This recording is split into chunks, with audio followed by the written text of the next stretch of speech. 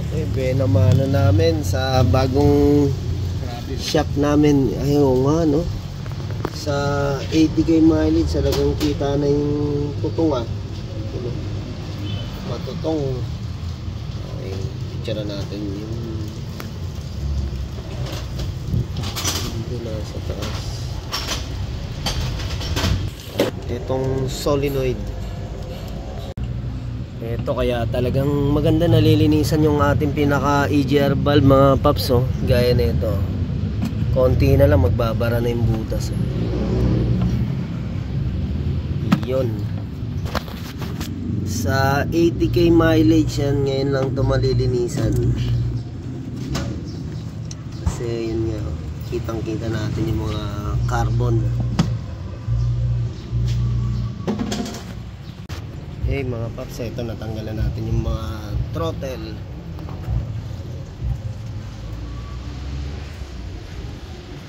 Check natin, tinanggal din natin ng battery. Ito yung ating pinaka throttle niya mga paps. Ayan, para gumaan-gaan yung takbo ng sasakyan natin, tsaka makatipid tayo sa konsumo sa fuel, napakagandang palinisan natin yung ating EGR valve tsaka intake manifold. Ayan.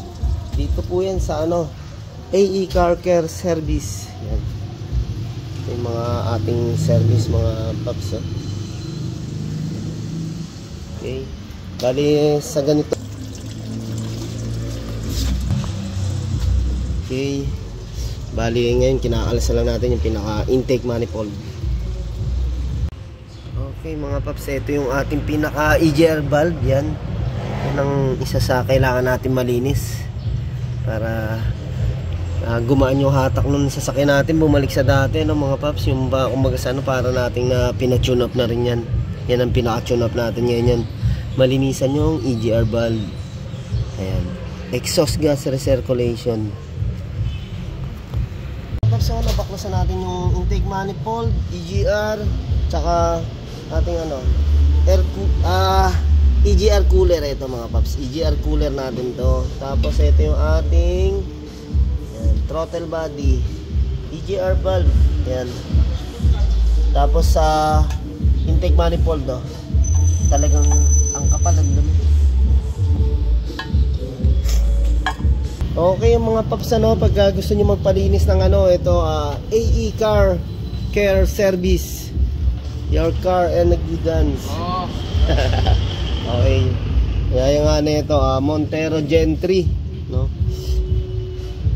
Para mas gumanda yung hatak, ayan, tune up natin, linisin natin yan.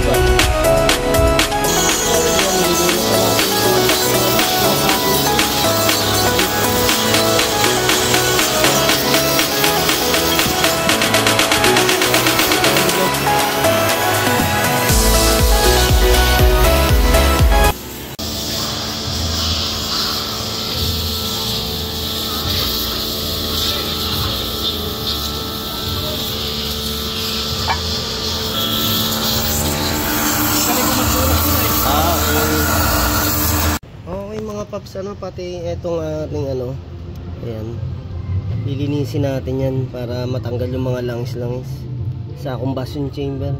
Ay mga paps, napakalaga ng nililinisan natin yung ating EGR para talagang unang-una tipid tayo sa fuel, malakas yung hatak ng ating sasakyan, no? Tsaka hindi tayo masisiraan ng mga sensor gaya ng ating EGR valve pagka ganon, napabayaan natin na sobrang dumi. Okay, linisan natin mga paps, 60 to 80k mileage, kailangan malinisan natin yan. Okay, kung maramdaman nyo na parang pigil, pwede nyo na rin pong palinisan kung mas maaga. Kaya kailangan mga paps, mas maganda rin malinis lagi yung ating fuel filter, fuel, para isa sa nagpapadumi ng ating EGR valve, etong ating fuel na ginagamit. Okay paps, ito isa pa yung natin, may naglilinis kasi na EGR valve lang ang nililinis sila. Hindi sinasama yung intake manifold. Mas maganda pa sasama nyo po lagi ito, kasi dito po talaga nanggagaling yung kadalasan na carbon. Kaya kung malilinisan yung EGR valve natin, tapos ito is hindi naman, mabilis lang din siya dudumi. Ayun, may chance pa talagang hindi pa rin magbago yung ganda ng hatak niya pagka madumi tong ating intake manifold. Tsaka yung ating combustion chamber na to, itong pinupunasan ko mga paps. Ay dito pala. Okay mga paps, pag nalinisan na natin yung pinaka intake manifold, yun ang una natin ibabalik, no? Yung pinaka intake manifold.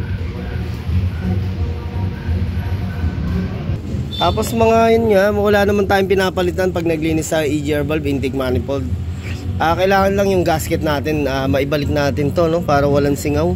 Napaka-importante nito. Ito hindi basta-basta pinapalitan din yung mga paps. Huwag nyo nalagyan ng silicone gasket. Basta meron yan, okay tayo nyan. Sinasalpak na nga ni Idol. Ayun mga paps, sa Colocoy Garage saka AE Car Care Service, isa lang po yan. Ito, naggawa na tayo ng ating sarili talagang auto shop. Para sa inyong gusto mo pagkatiwalaan, ito, ayan. Okay, yan po, makikita nyo po yan sa channel natin, tsaka sa Facebook page, meron po tayo. Yan, si Colocoy Garage ito, tsaka si Colocoy din. Colocoy. Meron kaming tinayong shop. Ito na nga yung AE Car Care Service. Si Albert tsaka si Erwin po ang pangalan namin, no? Kaya AE, yan, AE Albert, ako po si Albert. At ito naman si Idol, si Erwin. Yan, napakaganda ng uniform ni parang Erwin, bagay na bagay. Okay, yan, sasalpak na natin mga paps, yung ating intake manifold. Basta wag lang natin kalimutan yung pinaka gasket natin dyan. Kitang kita naman natin yung linis ng ating intake manifold, tagang nagbago.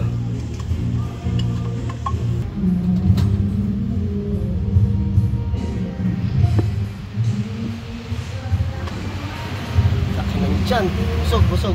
Nakakain lang namin mga paps. Okay mga paps, oh.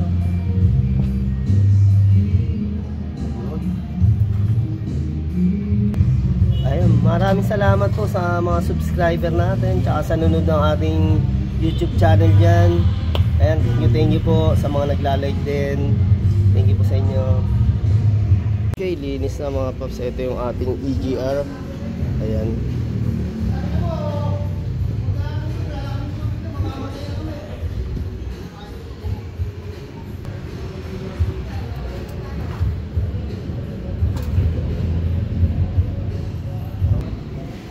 Ito na, lilinisin natin yung pinaka-throttle.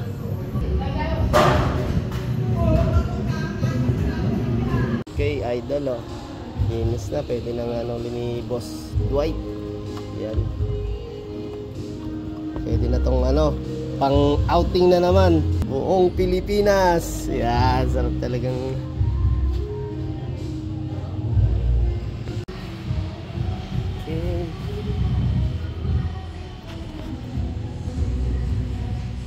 Okay, ito mga paps, nagkabit na natin. Coolant na lang. Babalik na natin yung coolant ni Boss dahil drenanyari natin Yan. Okay, ito mga Idol paps, pina-start na natin, no. Ayan, naglagay tayo ng coolant. Okay. Napiyawan muna natin si mga pogi natin. Ayan. Okay. Ayun, ayos na, napaganda ng ng tunog ng makina, nalinisan yung ito ang EGR valve natin, tsaka intake manifold, ang Montero Gentry kay Boss Dwight. Ayos, maghapon, linis na linis. Okay, ito bali pinalitan na rin natin sa ng radiator kulang para lahat bago, bagong change oil, bagong linis ng EGR, intake manifold, at throttle body. Okay, yan. Ito yan sa yan. Punta na kayo dyan. Oo, yun. AE Car Care Service. Yun. Pasal lang po kayo mga idol. Yan. ababa nga.